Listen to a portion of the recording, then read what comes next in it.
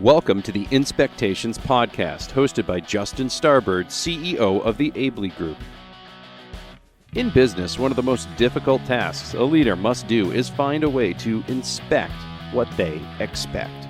Too often, great businesses fail or managers lose their way because they were operating based on expectations that they had not yet inspected. The Inspectations Podcast brings together business leaders from all industries to talk about best practices, innovation, leadership, and business development. You're listening to the Inspectations Podcast. Here's your host, Justin Starbird.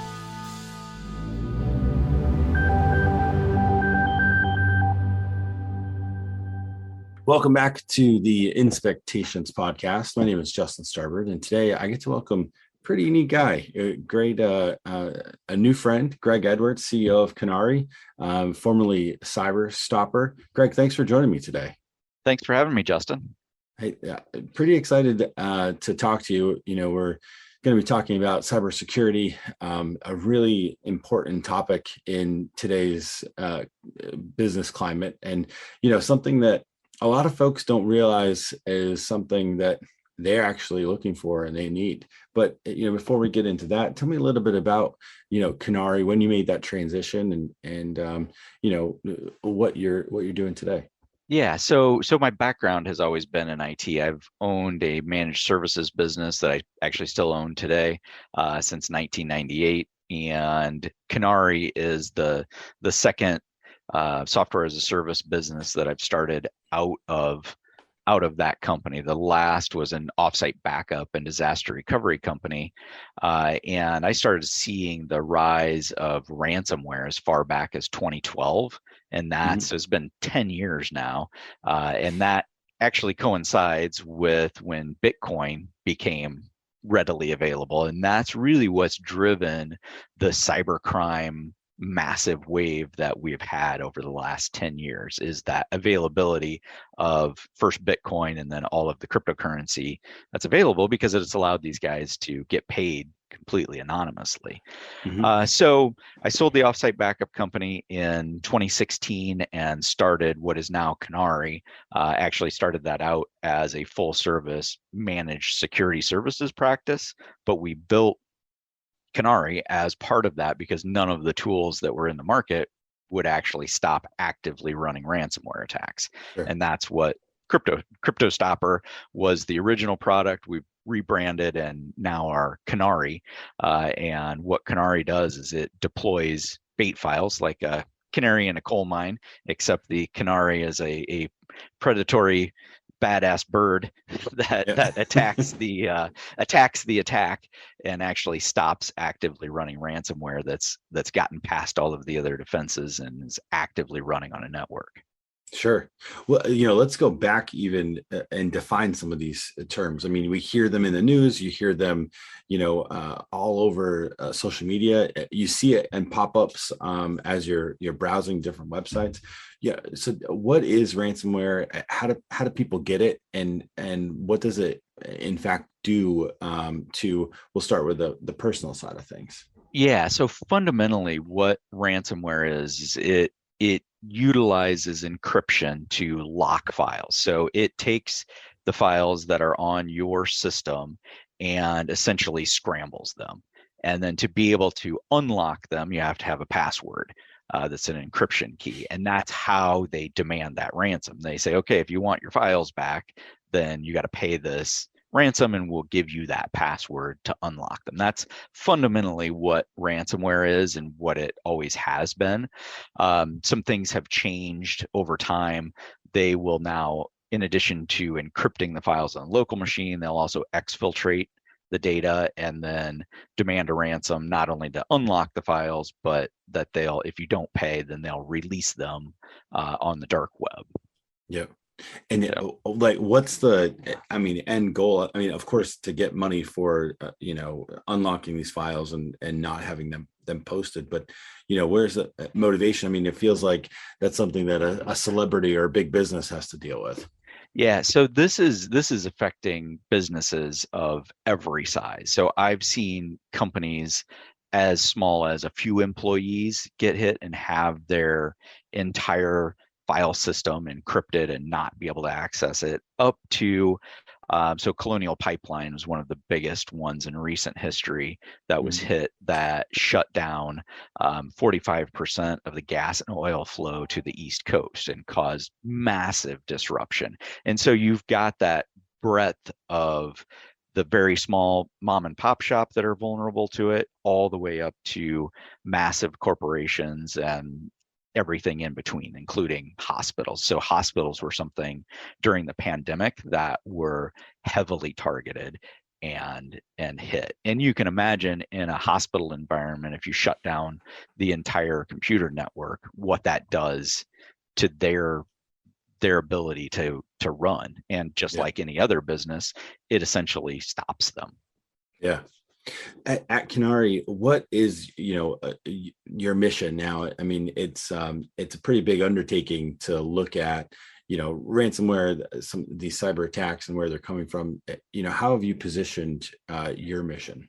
Yeah, so our mission is to stop the damage of ransomware. So we have, and I saw this early on, that what was going to happen with ransomware is this morphing of all of the malware that's existed as long as we've had technology that has now all morphed into almost exclusively ransomware.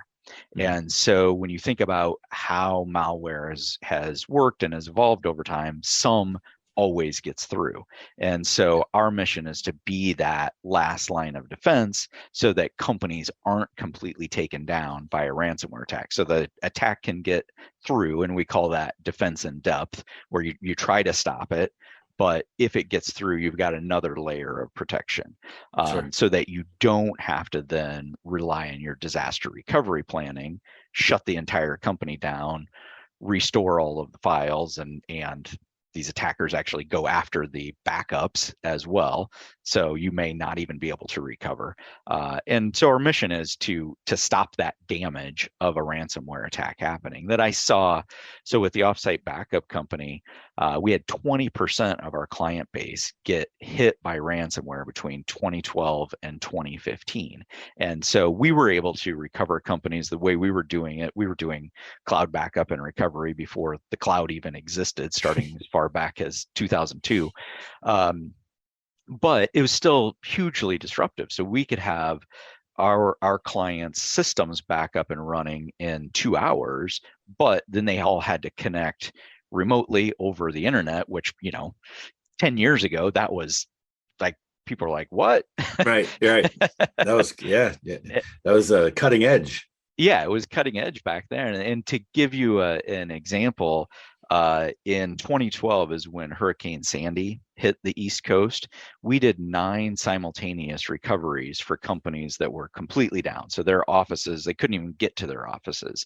We were able to recover them and allow them to work remotely. In 2014, we had one weekend where we had 13 simultaneous recoveries because of ransomware. And it became obvious to me that ransomware was going to become a more common reason to have to recover and have a disaster than hurricanes and other natural disasters and hardware failures and all the other reasons that people have disasters. And so that mission of being able to control that damage so that you don't have to go to the backup is exactly why I started Canauri. Yeah. As a CEO today, former, as the founder of the company, how has your role adjusted over the years? From, you're probably wearing all of the hats to begin with, and today, leading your team. Yeah. So, I mean, it's certainly morphed over that time.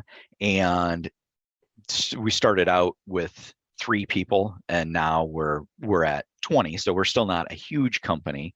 But yeah, starting out as 3 people, I was doing everything from sales, development, building processes, doing everything, and now has shifted to much more of a rather than running day to day and being in the depths of development and what we're doing on a day-to-day basis. It's much more, what are we doing next quarter? What are we doing next year? And building out our roadmap and the vision for the company, as opposed to being in the nitty-gritty of calling up prospective clients. Right. That vision is truly unique. And, some of the stuff that I've seen, and as I've gotten to know the company, you're working in an incredible, technology. You're offering service that not a lot of people do. Is it difficult to tell that story as a company? So, I mean, it is a little bit difficult. And I actually had mentors of mine when we were starting out actually say, do people even know that they need this? And at the time, the answer was no. People don't understand what this technology is or why they would need it. I said, but the attackers are going to educate them. Like, I've seen enough of these attacks. This is back in 2016 that I knew that there were going to be so many ransomware attacks that it was going to become common, and became even more true than I expected. Yeah. And so yeah, it has certainly become easier. We still have a very unique process of the way we do what we do. And so there's still some education there, but the majority of our clients, we work primarily with managed service providers that are the IT departments for small to medium-sized businesses, and they've experienced ransomware firsthand. I haven't talked to an owner of a managed services business that hasn't dealt with ransomware attacks. It's been years. So they know the pain. They know that the tools that are out there aren't stopping it. And this product of Canauri really sits in that damage control place between the protection tools and the disaster recovery to mitigate that damage. And so they get it when we explain it like that. Do you, we talked a little bit offline about this, but do you have to protect yourself sometimes, like from your own marketing, meaning, talking about fear or, doom and gloom or those sorts of messages, and instead of scaring people, the education piece? Yeah. So we definitely have to do that. So we call it in the cybersecurity space, and I'm sure in lots of other spaces, we call it FUD, fear, uncertainty, and doubt. And you absolutely could sell on that. People buy on fear is an emotion that's very strong to buy on. And so we try not to, and we educate our salespeople to, don't just use that tactic. Show the prospective clients why they need this. What's the benefit of having it? They already know the fear. Again, the attackers have educated the market, and so we don't have to build that fear any more than is already out there. Yeah. Don't they say something like each attack is an average cost of, over $1 million? 2.6 million is the average cost now. Yeah. And when you think about that, you're gearing more towards, different size businesses.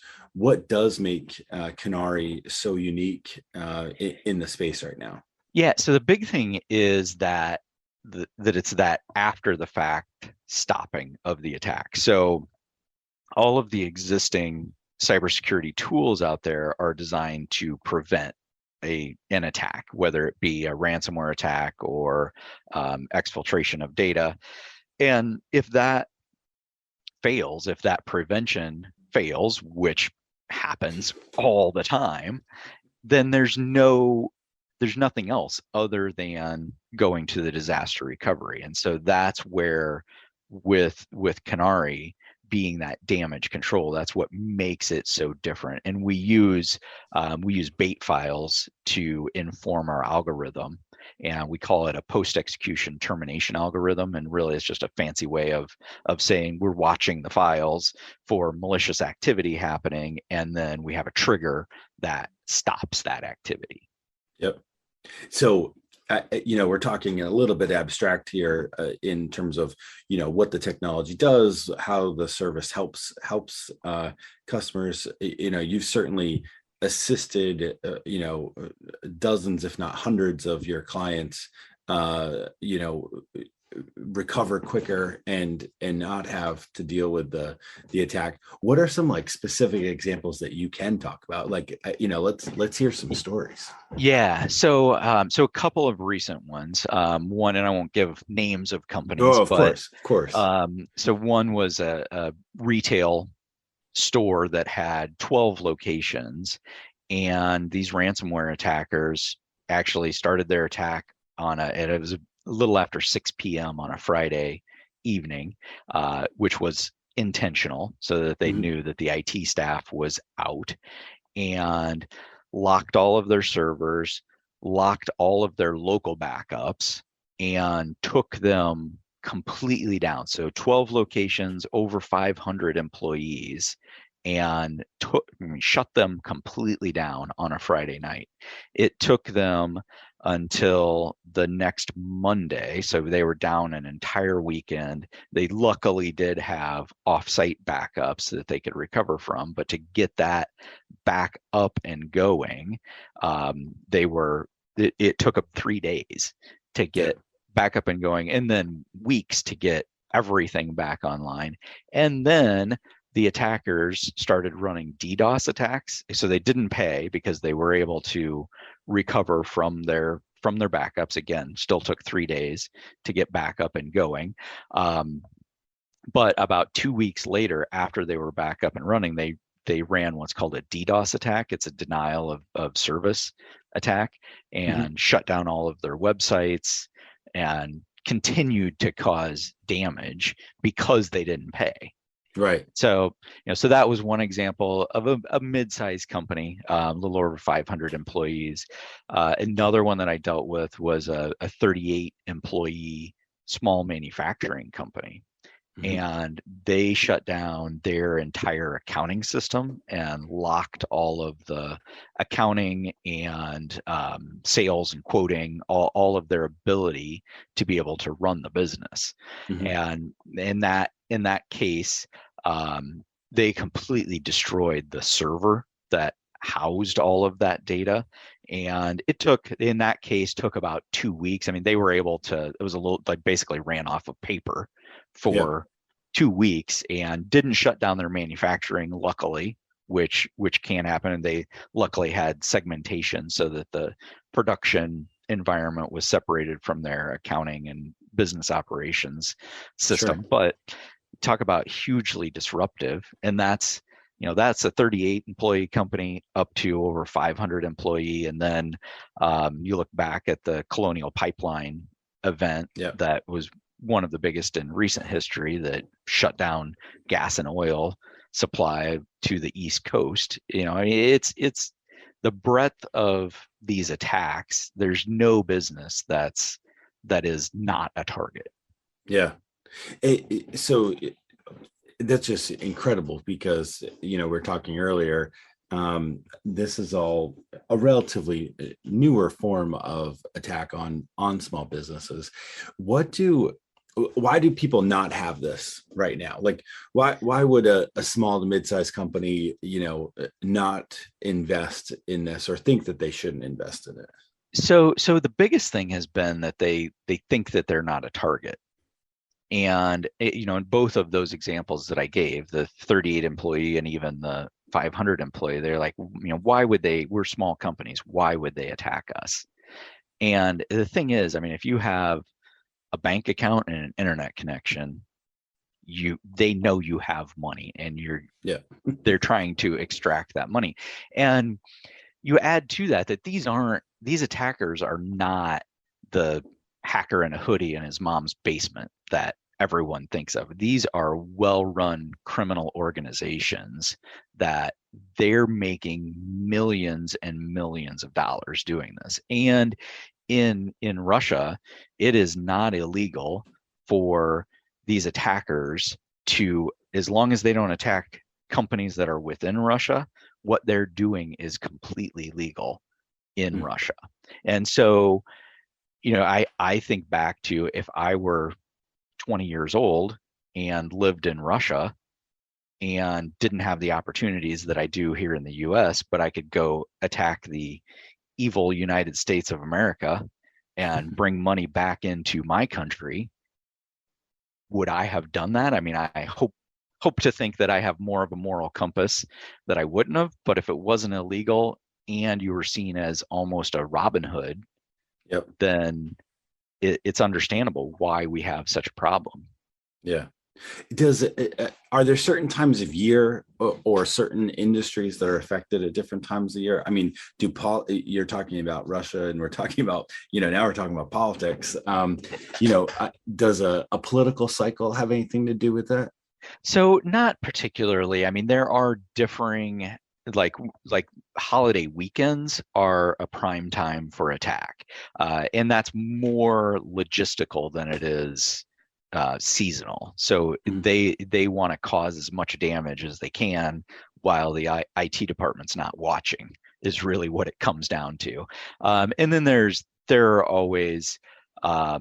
just always more attacks over the holidays than the rest of the year. But from a seasonality standpoint, it's really more about how can they leverage their attacks. So we do see surges that happen, and that's more based on the vulnerabilities and the attack vectors that they're able to use, and they'll try and use those as quickly as they can before the cybersecurity companies like us recognize how they're getting in and block them from coming in. Sure. And I mean, this is such a fascinating topic because literally anybody seems to be a target. When you're talking about going through a sales process and you're talking about marketing your Canauri, what are some ways that you actually outreach to businesses and that folks can actually find you? Yeah. So what we're doing today is certainly one way, and becoming a thought leader within the industry and talking to and speaking at events and doing webinars and podcasts and those digital elements along with in-person events really are the primary ways that we market CryptoStopper.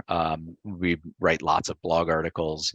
Our website, Canauri.com, is where people can find us. But really, we approach marketing from an educational standpoint, and that's really, I mean, for us, it's out of necessity, but I think it's something that every company should look to do, figure out where can they educate the market and teach people. And really with cybersecurity, there's so many aspects that people need to consider and not just the piece that we cover. Yeah.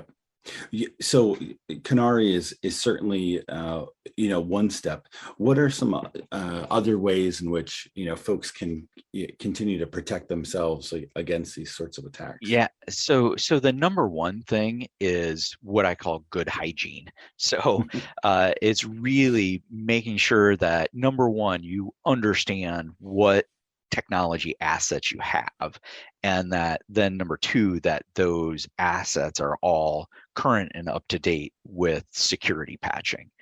So that's, in my opinion, I mean, that is one of the easiest and most important things that companies should be doing.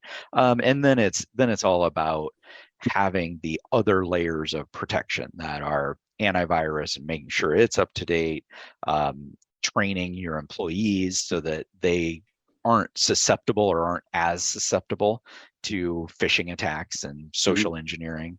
And then having good disaster recovery. If all else fails, you want to make sure you absolutely can recover, and whether that's a hurricane that hits or a fire or a cyber attack, you want to be able to recover.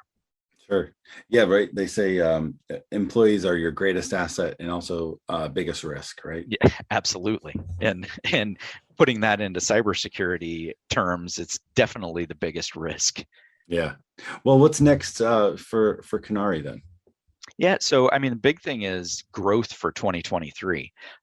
We launched in 2020 to the managed services provider industry, and so through 2020 and 2021 have really grown, and now in 2023, looking to 2023, that continued growth. Yep. That's great. Well, Greg, I'm really thankful to have the opportunity to talk about this really important topic. I mean, it's something for all of our listeners, but really it's for all businesses to be looking at. Do you have any parting thoughts? So look at your cybersecurity and look at the company, either the IT department that you're utilizing or the company that's managing it, and make sure that you can hold them accountable to make sure that they're doing what they say they're doing and that your systems are as protected as you possibly can be. So inspecting what you're expecting, right? Absolutely. All right. Well, Greg, thank you for joining the Inspectations Podcast. I really appreciate it. Yeah, thanks for having me, Justin. Great. You've been listening to the Inspectations Podcast on behalf of my guest, Greg Edwards, the CEO of Canauri. Thanks for listening. You have been listening to the Inspectations Podcast. On behalf of your host, Justin Starbird, and our guest today, thank you for listening. To learn more about the Inspectations Podcast, our guest, or the Aebli Group, please visit us at www.aebligroup.com. Be sure to keep inspecting what you are expecting.